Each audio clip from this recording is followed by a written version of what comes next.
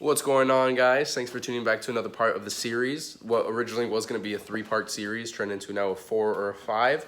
I've gotten a lot of feedback from you guys, a lot of positivity, and I just want to say thank you very much. Today we're going to be focusing not only on the block, but the cylinder head as well. I'm going to be telling you exactly what my setup is and what I think is a good setup for anybody shooting for 700 or 800 horsepower. And then if you're shooting for anything below that, what I would also recommend and what I've seen proven in the past.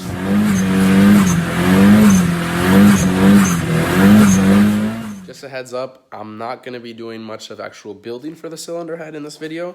It's more of an overview type thing since the cylinder head is already assembled. If you look a little bit at my older videos, for example, I have a video that describes how to take the valve springs off as well as change the valve seals. So if you want to check that out, go check out my older videos. But just a heads up, this is more going to be an overview of my setup and what I recommend for other people to set up. Now on this particular setup, we are running a GSR head. Now a lot of people opt out to do porting for the head. This head is basically stock port when it comes to the exhaust manifold or the exhaust side, and for the intake side, it has very similar to stock port. I just roughly cleaned up the casting marks that come from the factory, and I'll show you in just a couple minutes when I pull the intake manifold off exactly what I'm talking about. But a lot of people going for this type of horsepower, 700, 800, and then upwards of that, do opt out for porting out the cylinder head.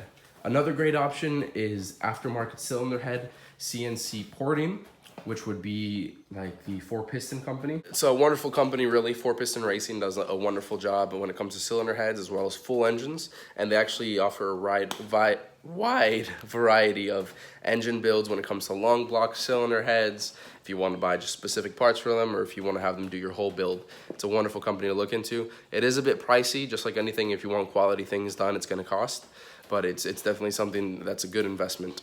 For my particular setup on this cylinder head, I have a 3-angle valve job.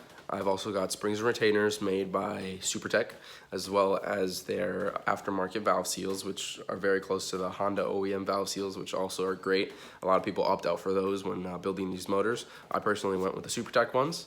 I've also got Pro 1 Skunk 2 cams, which is a great cam for boost. I've had great success with it. A lot of people run either the Pro 1s or Pro 2s and make great power. Some people run the tuner series, and then there's a wide variety of different cams that you can run. I'm going to put a link down in the description to Honda Tech Forum, which actually explains a lot the good cams and their benefits and their cons and everything. So if you want to check that out, it's a really good read if you have a couple minutes. For the head, other than that, like I was saying, I have the casting marks cleaned up just by doing it here in house. Nothing crazy, no ported. With those Pro 1 cams, I made 629 horsepower on 24 pounds of boost, and we were still being very conservative with it. When you do aftermarket cams, especially with a motor that's lsvtec or anything that's been machined, like the head has been cut or the block has been cut, something very important that a lot of people overlook is to degree your motor. So basically what you're doing when you're degreeing your motor is not only setting the timing correctly, but you're putting the cams in optimal position to go to work perfectly with the crankshaft and the pistons and the rods and the whole rotating assembly, so you get the best precise, how do I say this, combustion, I guess you could say. And whole motor degreeing is definitely something that I recommend, especially if you have aftermarket cams or a cut cylinder head or some type of lsvtec. If you're not making big power and you don't have aftermarket cams and cut head and block, it's not that big a deal.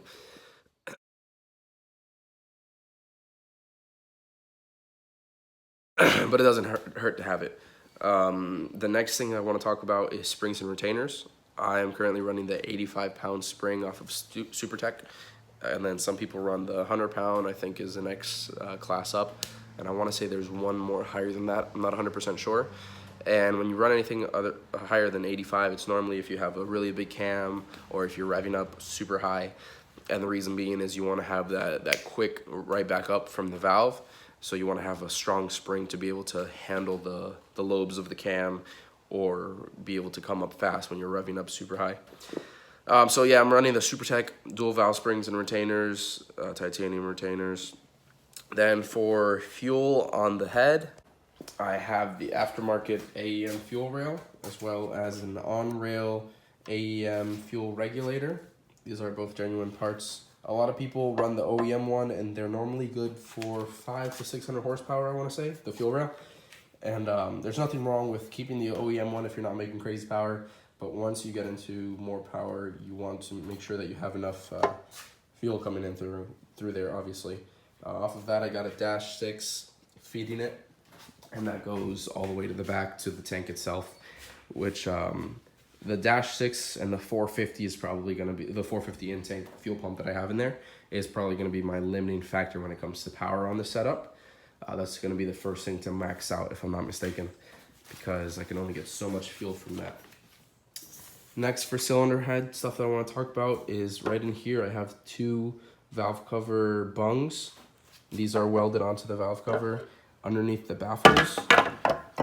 So you don't have direct oil hitting into it, but you do have all the baffling available for air to escape.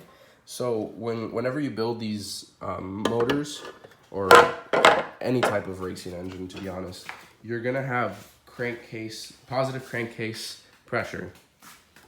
I also have 2 bungs on the back of the block right here, and this all goes to a catch can because you're gonna have, like I said, positive crankcase pressure, and instead of that equating in blowing out your gaskets and messing up all your seals, you want to have that vent somewhere. So that one particularly, I have it to a catch can that goes into where the battery is supposed to be, and I have the battery relocated.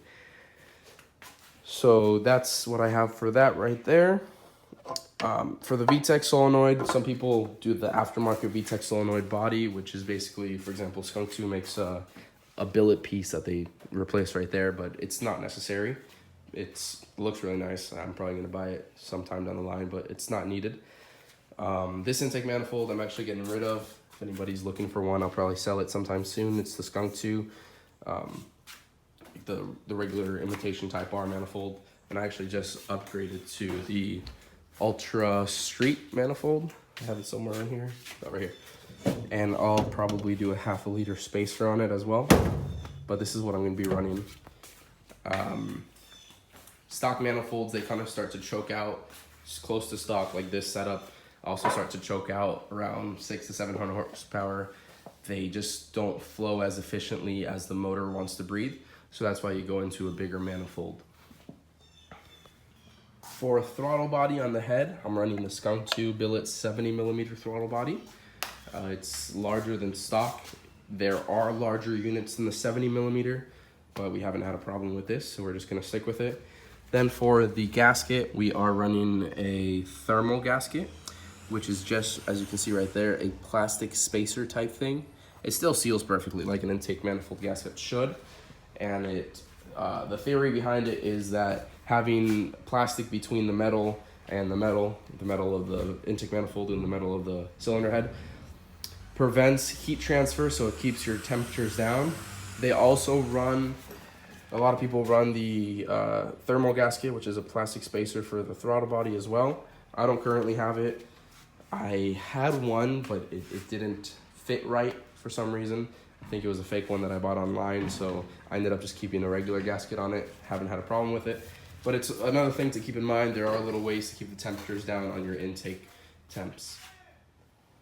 While we're on the subject of intake manifolds, I'm actually going to start removing this old one since we are upgrading to the one I just showed you guys a second ago. All of these bolts and nuts, actually on my setup I think I just have the nuts. They are 12mm from the factory, and I'm actually using a 13mm at the moment.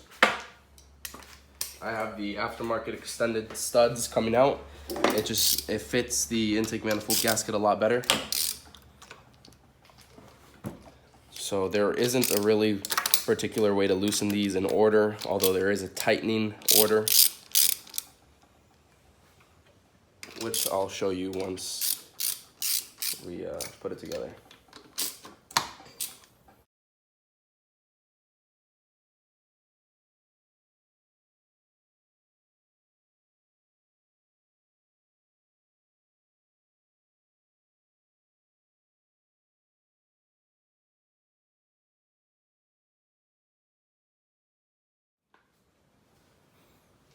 Okay, now we've got the intake manifold all loose. This comes right off. Set that off to the side. And like you can see right here, this is the aftermarket thermal gasket I was telling you about. It just comes right off and it is reusable. Just gotta make sure it's nice and clean. Surface is good to go.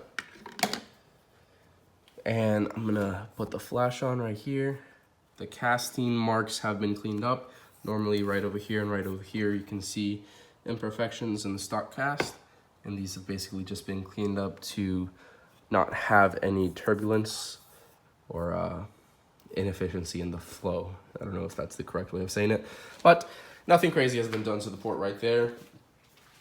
The port on the exhaust side is just stock and ugly, so we're not really gonna look at that.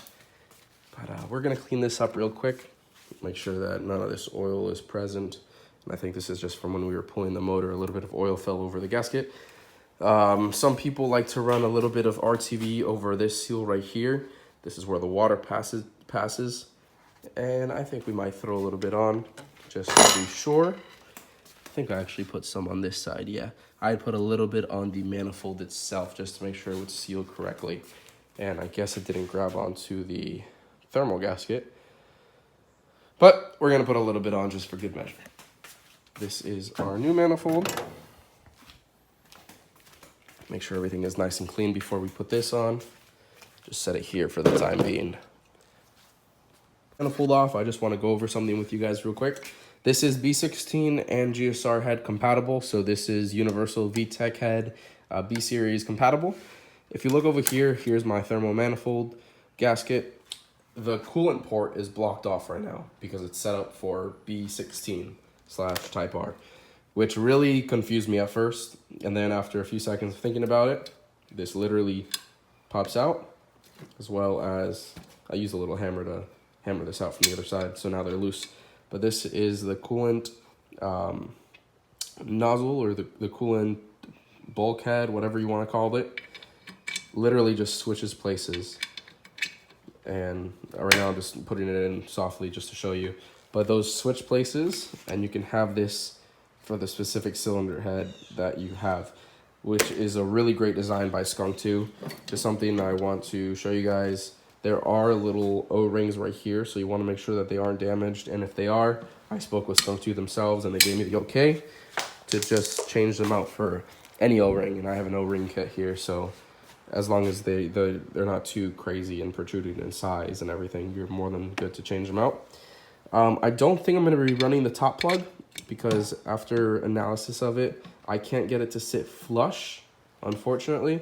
But it shouldn't be an issue because you literally have nothing running through there. You just have it blocked off right here with the gasket. And even if it wasn't blocked off, there's nothing on the other side of the manifold that's going to be running in through here or needs to be sealed or anything. So I'm going to get some fresh O-rings on this, and then I'll start piecing this together.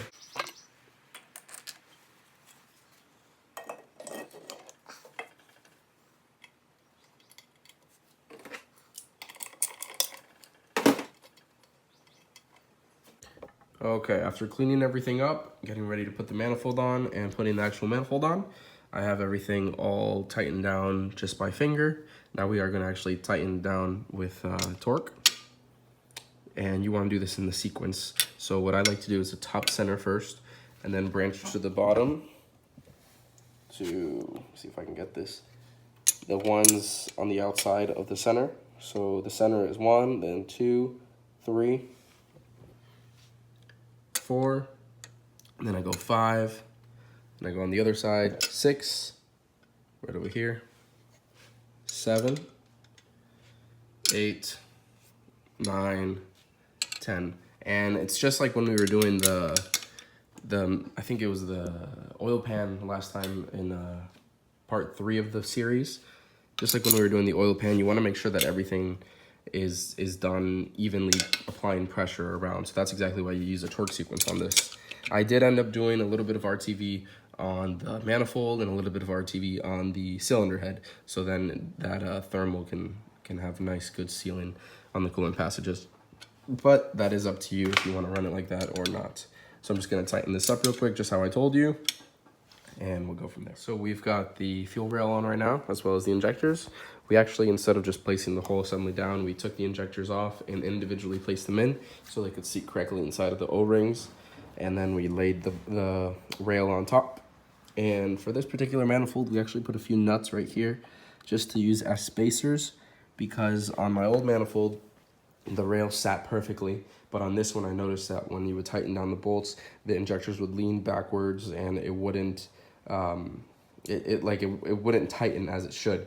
So we ran a couple spacers on there, and now they're perfect as it should be.